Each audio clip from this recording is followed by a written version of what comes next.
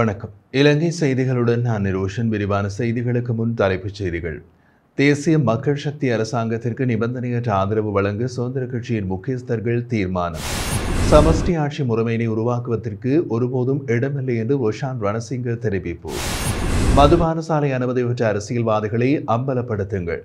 அனுரவிடம் சுமந்திரன் பகிரங்க கோரிக்கை. முன்னாள் எதிர்க்கட்சித் தலைவரும் கூட்டமைப்பின் தலைவருமான ஆர் சம்பந்தன் பயன்படுத்திய உத்தியோகபூர்வ இல்லம் இதுவரை அரசாங்கத்திடம் கையளிக்கப்படவில்லை என்று தகவல். தொடர்வது விரிவான செய்திகள். ஸ்ரீலங்கா சுதந்திர கட்சியின் முக்கியஸ்தர்கள் தேசிய மக்கள் சக்திக்கு நிபந்தனையற்ற ஆதரவை வழங்க தீர்மானித்துள்ளதாக தெரிவிக்கப்படுகிறது. சுதந்திர கட்சியின் உப தவிசாளர் கீர்த்தி உடவத்தை இந்த விடயத்தை தெரிவித்துள்ளார். எதிர்வரும் பொது தேர்தலின் போது இவ்வாறு தேசிய மக்கள் சக்திக்கு ஆதரவளிக்க திட்டமிட்டுள்ளதாக தெரிவித்தார். ஸ்ரீலங்கா சுதந்திர கட்சியின் பொருளாளர் ஹெக்டர் பெத்தேகம உள்ளிட்ட 40க்கும் மேற்பட்ட தொகுதி அமைப்பாளர்கள் தேசிய மக்கள் சக்திக்கு ஆதரவு வழங்க விருப்பம் தெரிவித்துள்ளனர். இது தொடர்பாக ஜனாதிபதி அனுரகுமார திசாநாயக்கவின் பிரத்யேக செயலாளர் மற்றும் தேசிய மக்கள் சக்தியின் செயலாளர் ஆகியோருக்கு அறிவித்துள்ளதாக அவர் சுட்டிக்காட்டியுள்ளார். தங்களது ஆதரவை பெற்றுக்கொள்ள தேசிய மக்கள் சக்தி இணங்கிலா நிபந்தனையற்ற அடிப்படையில் ஆதரவு வழங்க தயார் என்றும் கீர்த்தி உடவத்த தெரிவித்துள்ளார். நாட்டின் நலனுக்காக ஜனாதிபதி அனுரகுமார திசாநாயக்க முன்னெடுக்கும் சிறந்த தீர்மானங்களுக்கு நிபந்தனையற்ற ஒத்துழைப்பை வழங்குவோம். நாட்டை பிளவுபடுத்தும் சமஷ்டி ஆட்சி முறைமையினை உருவாக்கத்திற்கு ஒருபோதும் இடமில்லை என்று ரோஷான் ரணசிங்க தெரிவித்தார். தாயக மக்கள் கட்சியின் தலைமை காரியாலயத்தில் நேற்று இடம்பெற்ற ஊடகவியலாளர் சந்திப்பின் போது ரோஷான் ரணசிங்க இவ்வாறு தெரிவித்துள்ளார். அவர் மேலும் தெரிவிக்கையில், தொழிலதிபர் திலீப் ஜாவீரவை நன்கு அறிவேன். தமது உழைப்பால் அவர் முன்னேறியுள்ளார். ஆகவே இவ்வாறானவர்கள் அரசியலுக்கு பிரவேசிக்க வேண்டும் என்ற நிலைப்பாட்டில் உள்ளேன். ஊழல் மோசடிக்கு எதிராக குரல் கொடுத்தால் எமது அரசாங்கத்திலிருந்து நான் வெளியேற்றப்பட்டேன். இடம்பெறவுள்ள பொதுத் தேர்தலில் போட்டியிடுவது தொடர்பாக கலந்துரையாடியுள்ளோம். ஜனாதிபதி அனுரகுமார திசாநாயக்க நாட்டுக்காக எடுக்கும் சிறந்த தீர்மானங்களுக்கு நிபந்தனையற்ற ஒத்துழைப்பு வழங்குவோம். ஜனாதிபதி தனது கொள்கை பிரகடனத்தில் சமஷ்டி ஆட்சி அரசியலமைப்பு முறைமையினை உருவாக்குவதாக குறிப்பிட்டுள்ளார். இதற்கு ஒருபோதும் இடமளிக்க மாட்டோம். நாட்டின் ஒற்றையாட்சி பாதுகாக்கப்பட வேண்டும் என்றார். ஐக்கிய நாடுகள் மனித உரிமைகள் பேரவையில் இலங்கை தொடர்பாக ஏற்கனவே நிறைவேற்றப்பட்டு 51 தீர்மானத்தை வாக்கெடுப்பின்றி மேலும் ஒரு வருட காலத்திற்கு நீடிப்பதற்கு அவசியமான நடவடிக்கைகள் மேற்கொள்ளப்பட்டு வருகின்றன என்று இலங்கைக்கான அமெரிக்க தூதுவர் ஜோலிசங் தெரிவித்தார். இலங்கைக்கான அமெரிக்க தூதுவர் ஜோலிசங் மற்றும் இலங்கை தமிழரசு கட்சியின் முன்னாள் நாடாளுமன்ற உறுப்பினர் எம்.ஏ. சுமந்திரன் ஆகியோருக்கு இடையிலான சந்திப்பு நேற்று முன்தினம் செவ்வாய்க்கிழமை கொழும்பில் அமெரிக்க தூதரகத்தில் இடம்பெற்றது. இதன்போது நடைபெற்று முடிந்த ஜனாதிபதி தேர்தலில் இலங்கை தமிழரசு கட்சி உள்ளடங்கலாக தமிழ் தேசிய அரசியல் கட்சிகளின் நிலைப்பாடு, தமிழ் பொது வேட்பாளர் விவகாரம், ஜனாதிபதி தேர்தல் பெறுபேறுகள் உள்ளிட்ட விடயங்கள் குறித்து சுமந்திரனிடம் தூதுவர் கேட்டறிந்தார். அதேபோன்று ஜனாதிபதி அனுரகுமார திசாநாயக்க தலைமையிலான புதிய அரசின் கொள்கைகள் மற்றும் திட்டங்கள் குறித்தும் அவர் கேள்வி எழுப்பினார். அதற்கு பதிலளித்த சுமந்திரன், பயங்கரவாத தடைச்சட்டத்தை முற்றாக நீக்குதல், புதிய அரசமைப்பு உருவாக்க செயல்முறையை தொடர்ந்து முன்னெடுத்தல் என்பன உள்ளடங்கலாக சில நேர்மறையான வாக்குறுதிகளை இந்த புதிய அரசு வழங்கியிருப்பதாக சுட்டிக்காட்டினார். அதற்கு பதிலளித்த அமெரிக்க தூதுவர், தம்மிடம் ஊழல் மோசடிகளை இல்லாதொழிப்பதற்கு அவசியமான தொழில்நுட்பங்கள் இருப்பதாகவும் அதனை அரசுக்கு வழங்கி உதவுவதற்கு தயாராக இருப்பதாகவும் குறிப்பிட்டார். அதேவேளை எதிர்வரும் நவம்பர் 14 நடைபெற இருக்கும் நாடாளுமன்ற தேர்தலில் தேசிய மக்கள் சக்தியால் பெரும்பான்மையை பெற்றுக்கொள்ள முடியுமா என்றும் இதன்போது அமெரிக்க தூதுவர் ஜோலிசங் கேள்வி எழுப்பினார். அதற்கு பதிலளித்த சுமந்திரன், அரசை அமைப்பதற்கு தேவையான சாதாரண பெரும்பான்மையை தேசிய மக்கள் சக்தியால் பெற்றுக்கொள்ள முடியும் என்று நம்புவதாகவும், இருப்பினும் 3/2 பெரும்பான்மையை பெறுவதற்கான சாத்தியப்பாடுகள் குறைவாகவே காணப்படுவதாகவும் தெரிவித்தார்.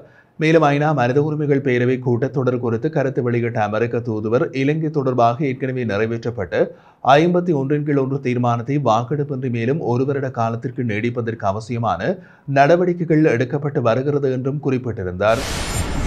கடந்த ஆட்சியில் மதுபான சாலைகளை பெற்று வழங்கிய முன்னாள் நாடாளுமன்ற உறுப்பினர்கள், அரசியல்வாதிகள் அனைவரது பெயர்களையும் தற்போதைய அரசு உடனடியாக பகிரங்கப்படுத்த வேண்டும் என்று இலங்கை தமிழரசு கட்சியின் பேச்சாளர் எம்.ஏ. சுமந்திரன் கோரிக்கை விடுத்துள்ளார். கொழும்பில் நடைபெற்ற செய்தியாளர் சந்திப்பில் எம்.ஏ. சுமந்திரன் இந்த கோரிக்கையை விடுத்தார். இதன்போது அவர் மேலும் தெரிவிக்கையில், இன்று நாடு முழுவதும் மதுபான சாலை சர்ச்சை நிலவுகின்றது. இதனால் அந்த பட்டியலை அரசு உடனடியாக வெளிப்படுத்த வேண்டும். எந்த நாடாளுமன்ற உறுப்பினர்கள் அல்லது அரசியல்வாதிகள் சிபாரிசு செய்து இவை திறக்கப்பட்டுள்ளன என்பது மக்களுக்கு தெரிய வேண்டும். அது தேர்தலுக்கு முன்பு தெரிய வந்தால்தான் அப்படியானவர்களை விலக்கி வைக்கலாம். இது ஒரு சமூக விரோத செயற்பாடு. மதுபான சாலைகளை அதிகரிக்கும் செயல்பாட்டில் ஈடுபட்டவர்கள், ரகசியமாக ஈடுபட்டவர்கள் வெளிச்சத்திற்கு கொண்டு வரப்பட வேண்டும். அவர்களது பெயர்கள் தெரிய வேண்டும். இது மட்டுமின்றி பணத்திற்கு ஆதாயமாக்கியும் உள்ளார்கள். அதாவது அனுமதி பத்திரங்களை விற்றுள்ளார்கள் என்ற செய்தியும் எட்டியுள்ளது. ஆகையால் அவர்கள் யார் என்பதையும் நாடறிய வெளிப்படுத்த வேண்டும். இதே நேரம் மக்கள் சேவைக்கு வருபவர்களுக்கு மிக அதிகமான சலுகைகள் இதுவரை கொடுக்கப்பட்டுள்ளன. ஆகையினாலேயே இந்த சலுகைகளை குறைக்க எமது பூரண ஆதரவு கிடைக்கும். பொருளாதார நெருக்கடி நிலையில் நாடாளுமன்ற உறுப்பினர்களுக்கு இத்தகைய சலுகைகள் தேவையற்றது. அதிகமான சலுகைகளை குறைக்கின்ற போது நாம் முழுமையான ஆதரவை வழங்குவோம் என்றார். முன்னாள் எதிர்க்கட்சித் தலைவரும் தமிழ் தேசிய கூட்டமைப்பின் தலைவருமான ஆர் சம்பந்தனுக்கு கொழும்பு 7 மகாகமசேகர மாவட்டத்தில் வழங்கப்பட்ட உத்தியோகபூர்வ இல்லம் அவர் இறந்து கிட்டத்தட்ட 3 மாதங்கள் கடந்துள்ள போதிலும் இதுவரை அரசாங்கத்திடம் கையளிக்கப்படவில்லை என்று தெரிவிக்கப்படுகிறது.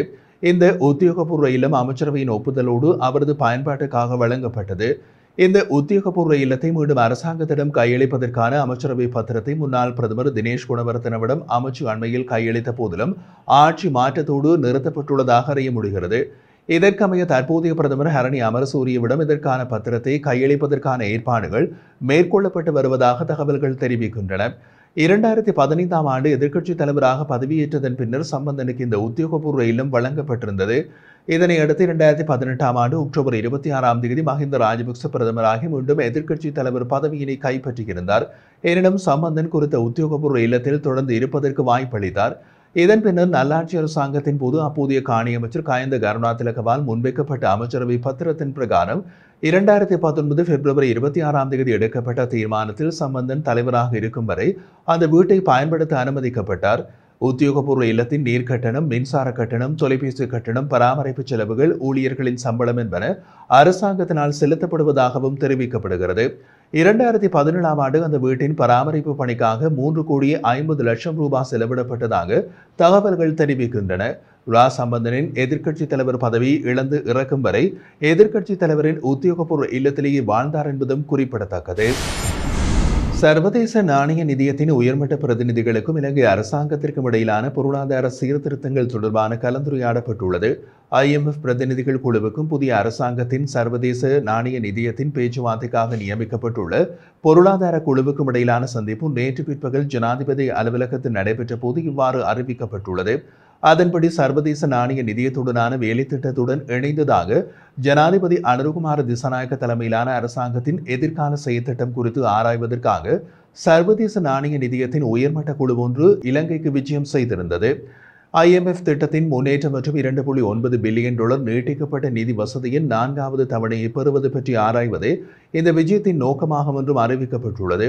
சர்வதேச நாணய நிதியத்திற்கும் இலங்கைக்கும் இடையிலான வேலை திட்டம் தொடர்பாக இதன்போது இருதரப்பும் மீளாய்வு செய்ததோடு அதன் எதிர்கால செயற்பாடுகளுக்கான திட்டங்கள் குறித்தும் கருத்துக்கள் முன்வைக்கப்பட்டிருந்தது. இதேவேளை இலங்கை தொடர்பான சாதகமான அணுகுமுறை அதிகரித்து தற்போதைய அரசாங்கத்தின் கீழ் நாட்டில் மேற்கொள்ளப்பட்டு வரும் புதிய சீர்திருத்தங்கள் தொடர்பாக சர்வதேச நாணய நிதியத்தின் பிரதிநிதிகள் பாராட்டு தெரிவித்திருந்ததோடு பொருளாதார ஸ்திரத்தன்மைக்கான இலங்கையின் அர்ப்பணிப்பு மற்றும் சர்வதேசத்தின் தொடர்ச்சியான ஆதரவை நோக்கி ஒரு தீர்க்கமான முன்னெடுப்பும் இங்கு கோடிட்டு காட்டப்பட்டிருந்தது.